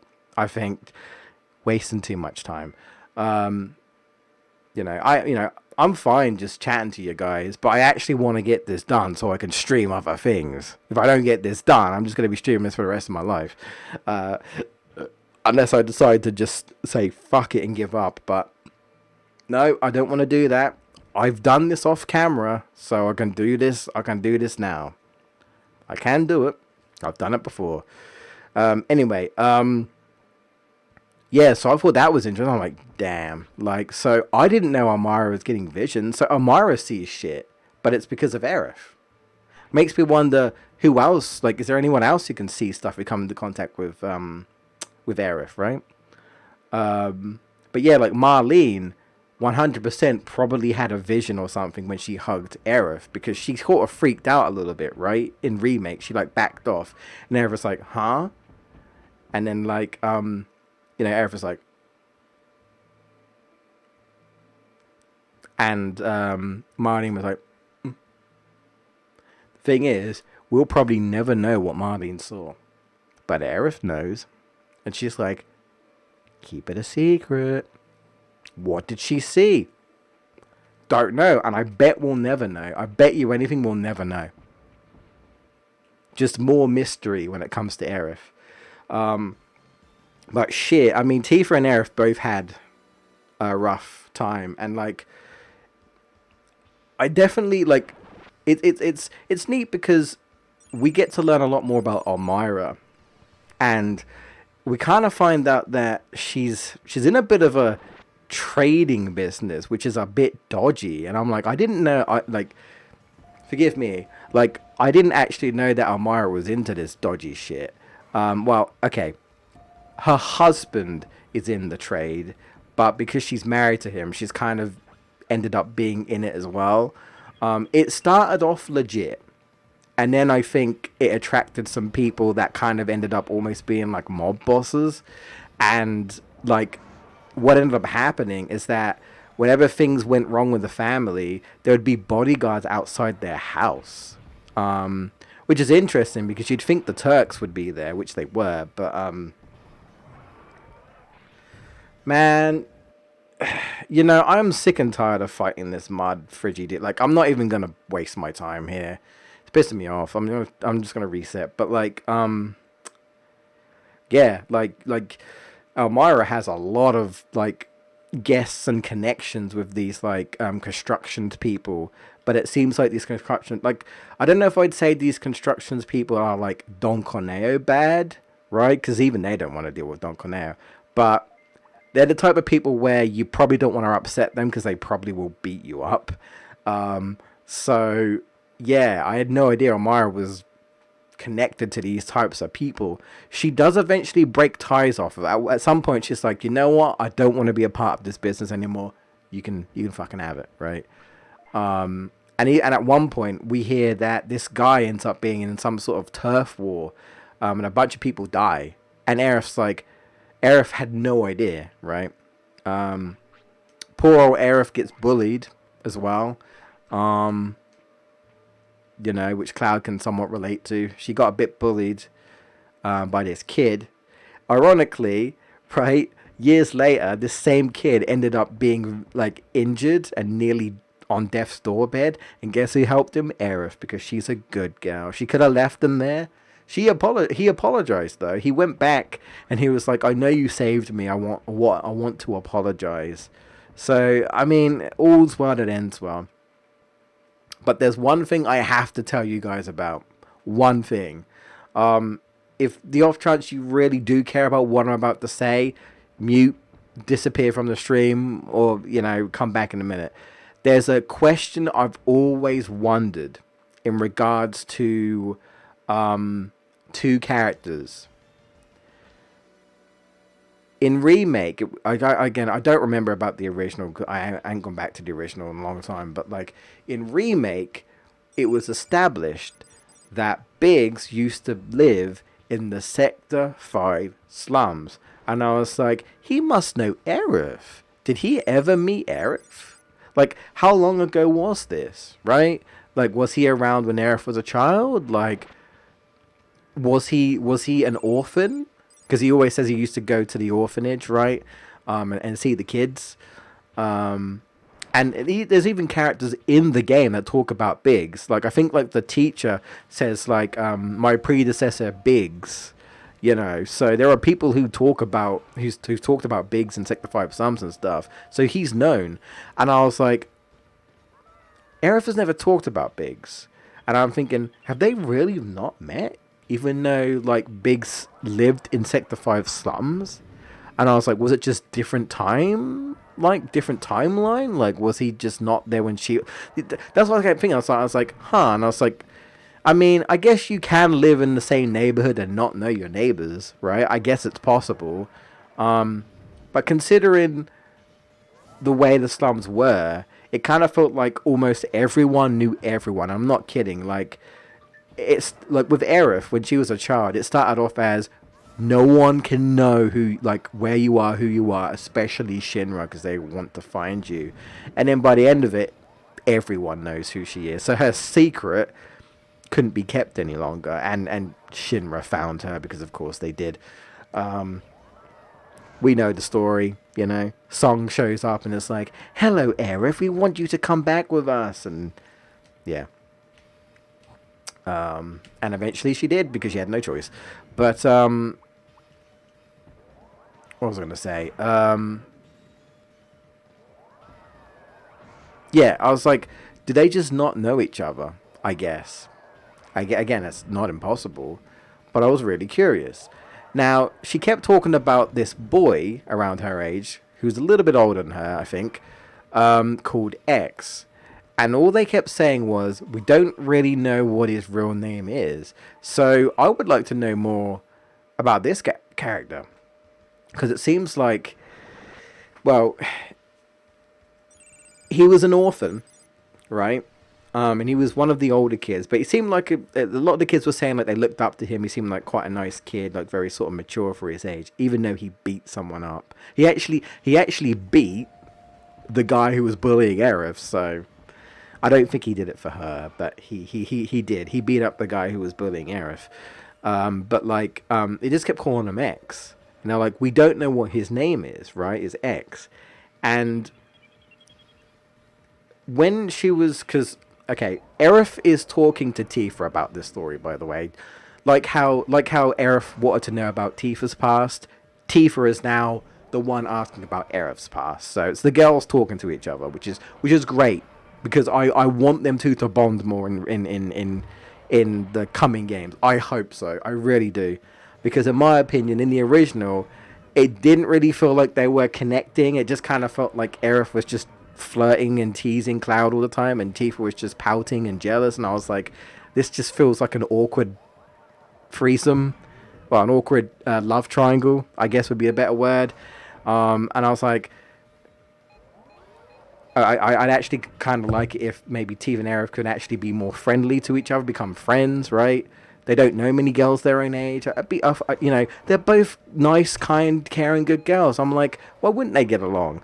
And that's why I liked how they acted in Remake. They didn't get to spend too much time together, but it didn't take them long to act like best buds, right? Like girls being girls. And I hope to see more of that in Rebirth. So I appreciate that book just for that, right? Like Aerith and Tifa bonding. I like that. But anyway, so she's telling the story to Tifa, and Aerith is like, it's weird about this X character. And Aerith is like, what do you mean? It's like, well, Biggs. And he's like, what about? And Aerith's like, oh, Biggs, that he's your friend, right? Who's part of the Avalanche crew with like Jesse and Wedge. She's like, yeah. And she's like, well, I remember him. I remember saying like that he used to live in the Sector 5 slums, and that he was an orphan, and he lived at the Sector 5 slum orphanage. And she kept thinking,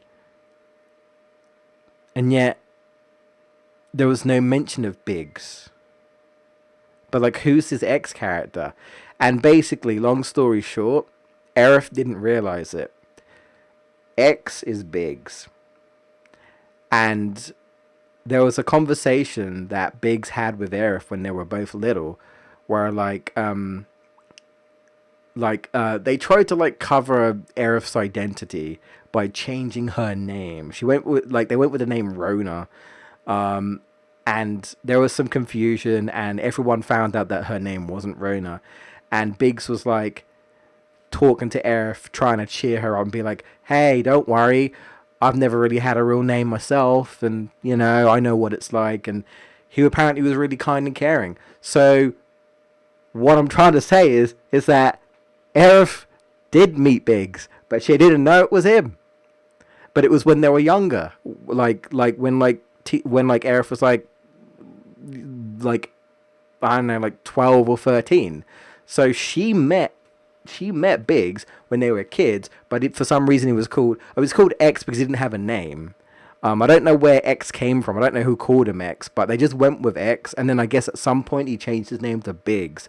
So, bro, we don't even know Biggs' real name, because that's what it says to me. They don't know his birth name.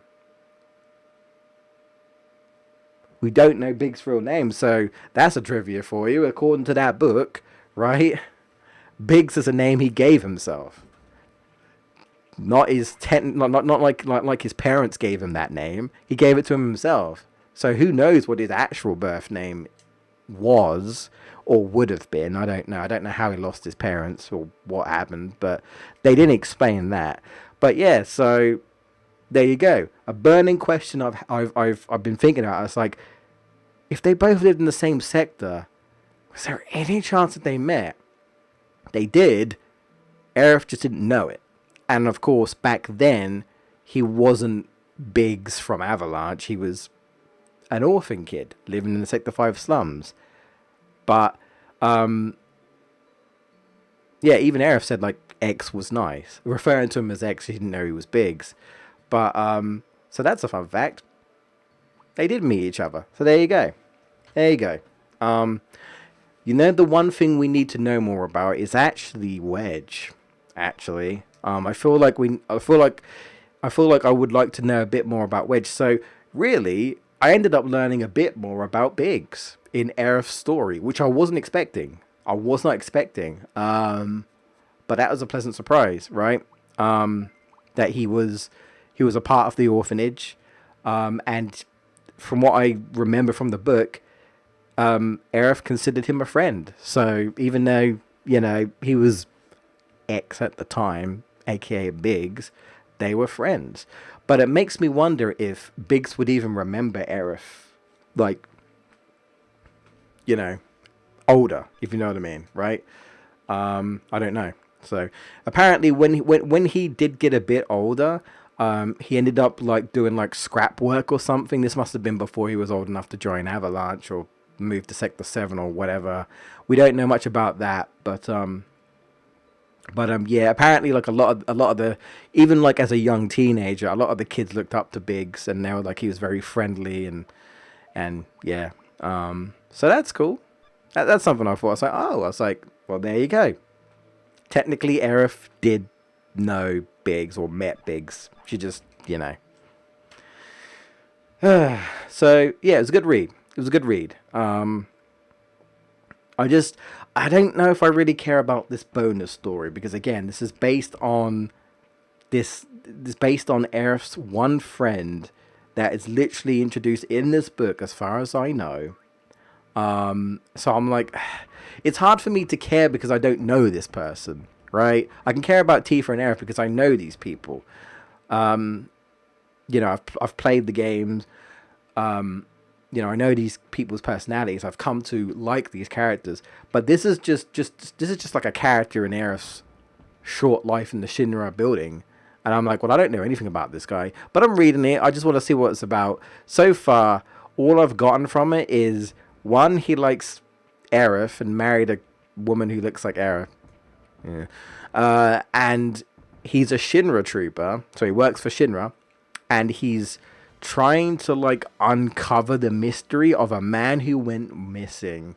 That's about it. And they start talking about like Mako poisoning and such. Bro, there's even a bit which Aerith doesn't talk about. I don't know if she forgot or maybe, I don't know, just wasn't mentioned, but Aerith never mentioned her being strangled by a woman.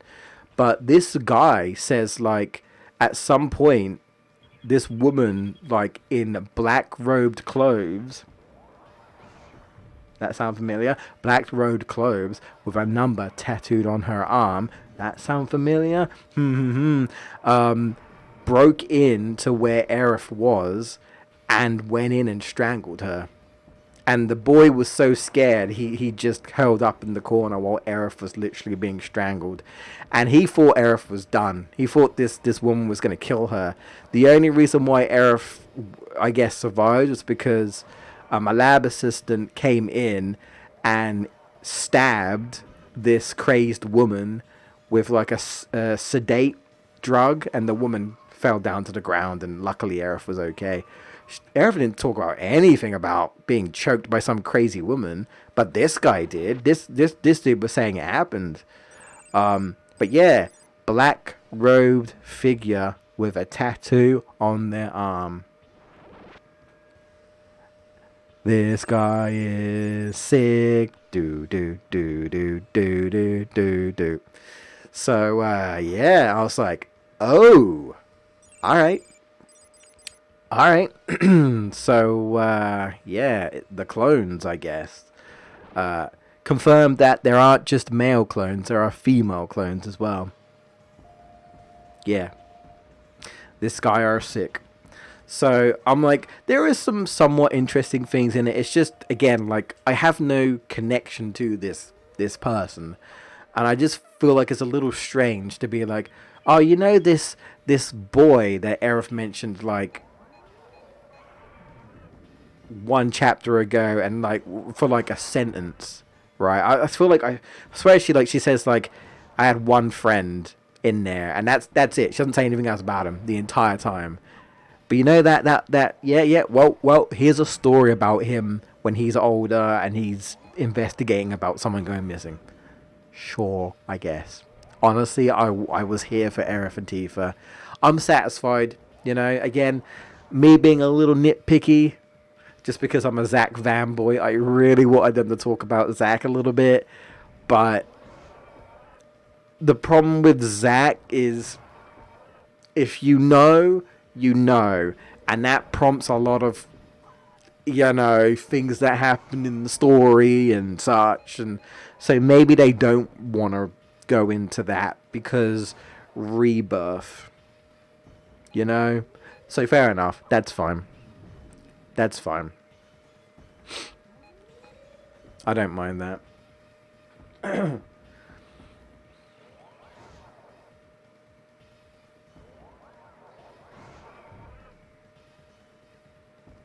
Also, I don't know how long Don Cornelius has been about, but when Aerith was a kid, he was still about. So he's been going at it for a long time. Old Don Dicko. They do talk. They do mention him. They do mention him in the place.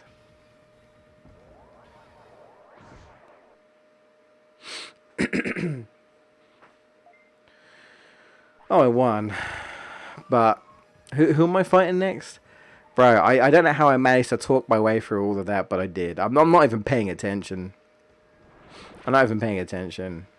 Fugamon, win. Damn it. I might have had a chance. I doubt it. Yeah, okay. I think this will be my last attempt because according to my clock, it's 10. So I think I'll leave it there. I did start a little bit late, but yeah, it's fine. If any of you know my streams, you know. You know what? Just be a counter battle. Please. Please be a counter battle. Damn it. It's not. No. Damn it. Of course not. I'm telling you, if it was a counter battle, I would have won. Like, literally. If it was just, like, the only thing he did was counter again, I would have won. Damn. Damn. Stop blocking. Nice block. Nice block for... No! Not you. I mean, Tyrannomon.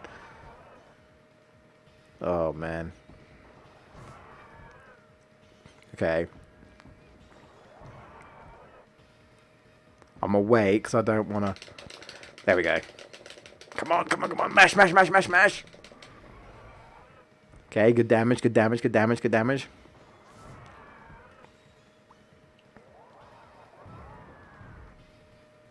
Ouch.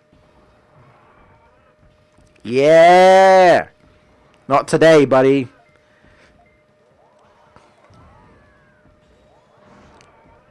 Damn. Damn. Okay, that's fine. Alright.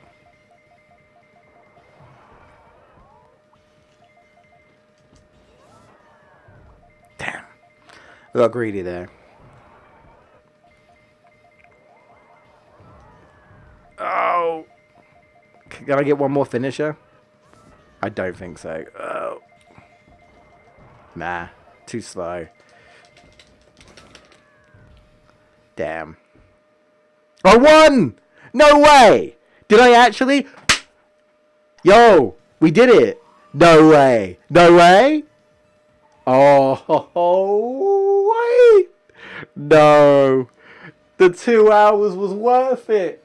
Oh, oh yeah. Oh, yeah. Perseverance. All the resets. All the struggles. Oh, I weren't even properly playing the game the entire time until I got to the finals, bro. Let's go. Bro, we are the champions, king of the world. Fuck yeah. Fucking yeah. All right. Yes. Oh, bro. Wow. Wow. I wasn't a counter battle, but I'll take it. Spitfire, bro. I'm telling you. Spitfire saved me because it got me to get my finisher quicker, didn't get interrupted, and I stopped his finisher. If he'd have got his finisher off, it would have been GG's. I'm telling you, it would have been GG's. If he got if I hadn't have stopped his finisher, like that's what we call RNG, bro. I got lucky. Now, before we end, I'm just gonna have a look at the arenas. But I'm probably just going to ditch Tyrannomon because literally I only got him just for this, and we'll probably start with a new Digimon, which I may just next time you see this, next time a stream pops up, and we come back to this. Don't be surprised if you see my next, like, maybe rookie or something, or next in training Digimon or whatever. Just have that victory for your page. Oh man, I really didn't think I was gonna. Oh, I really didn't think I was gonna get it. Wow. Wow. I mean, I can't. What is this? Oh, that's just okay.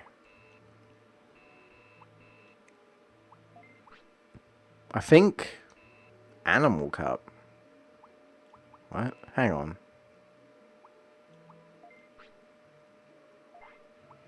Animal Cup? That right?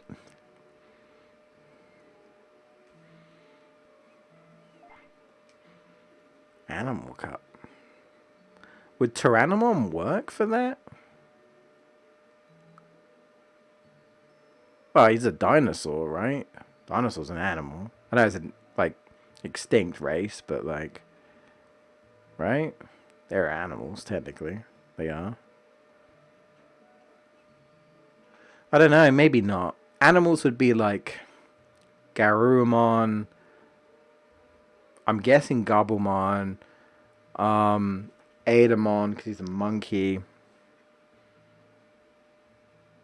Birdramon, because she's a bird. Phoenixmon, probably, as well. Would they count dinosaurs? I feel like they should. Leomon, yeah, because he's a lion man.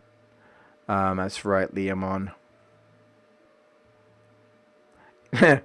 Would they count Ogremon? I don't think so. He's an ogre. I mean, what would you even call ogre? He's like ogre is just like a fantasy monster, isn't it? Oh, hello, video game stupid. Actually, an animal is a mammal, and the dinosaurs aren't mammals. Are they not? Oh, okay. I mean, it's not like I do any research on dinosaurs, so I wouldn't be able to tell you. I would just say, okay, sure, I believe you, because I don't know. I'll have to trust you. We're about to end the stream, BGS, but it's probably good you didn't turn up because I was talking a little bit about Bayo 3, and I know how much you don't like that. And then Bayonetta Origins and stuff. But anyway, I'll check. It doesn't matter right now anyway. I'll check. I'll find out whether this counts dinosaurs as animals in this game. Probably not. I'm just trying to think if let's remove dinosaurs, right? Let's remove dinosaurs, right? Which includes Greymon. So you, because you're a bird.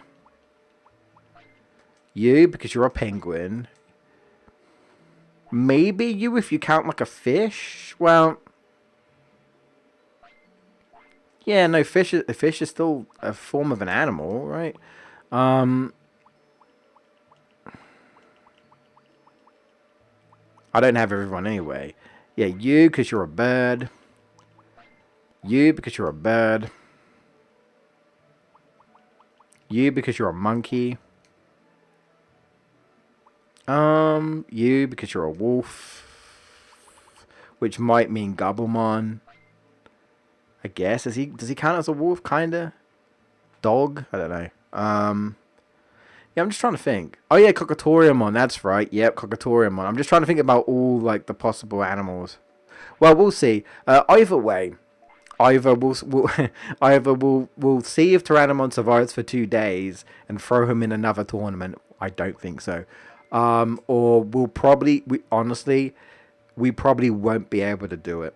I doubt it. I doubt we'll be able to do this Animal Cup because it's too soon between cups, right? If I had like say like Adamon, right, he could do the combat one and the animal one, but sadly that's not the case. I don't think dinosaurs count. I'm just trying to think if dinosaurs aren't part of the cup, are there enough animal Digimon? But there must be. There must be.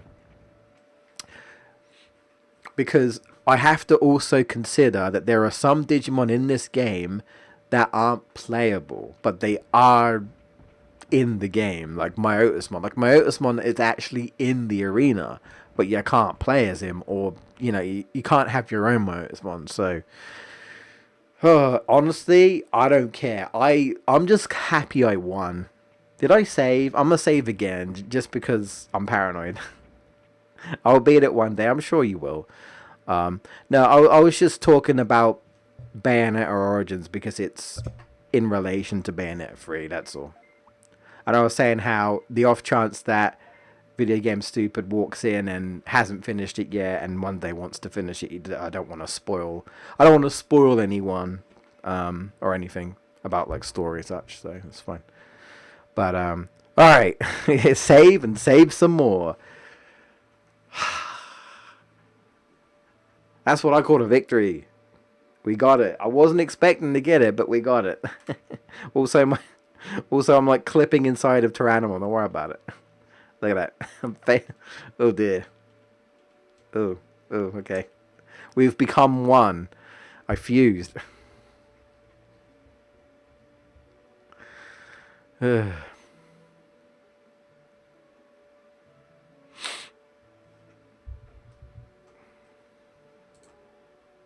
Yeah, anyway. Bro, I didn't even know what to do. He ate you? Yeah, he did. Champion, that's for becoming a champion? Oh. Wait, but I don't even remember what that's for. I don't even remember. Hold on a sec. Can I check? Isn't that I think I made that if someone wants to request a champion Digimon. But if you don't care about that, I won't worry about it. I think that's what I did. Ah, well, whatever. It's I honestly I haven't touched my channel points in so long that I've forgotten. I've actually forgotten. Let me check. Yeah, request the next champion Digimon. I mean, you can if you want, VGS, but if you're not bothered, if you just you're just using it because you thought it was appropriate, that's fine. But yeah, I forget I make them, but technically I didn't think people were too bothered, but technically I did make some Digimon channel points if anyone wanted to use them, but no one used them, so I was like, fuck it, no one cares, so I won't worry about it. That's fine. Tyrannomon is going to WrestleMania. Oh well, I didn't want anything. That was just for I figured that. That's fine. No worries. All right. Well, anyway, guys, I'm gonna call that there. I think this. I mean, I couldn't have ended that perfectly, to be honest. So yeah. Cheers for watching. Hopefully, I'll be back with regular streams Tuesday and Friday, and we can bag some more tournaments. By the way, that's just one tournament, and we've probably got like 80 more to go.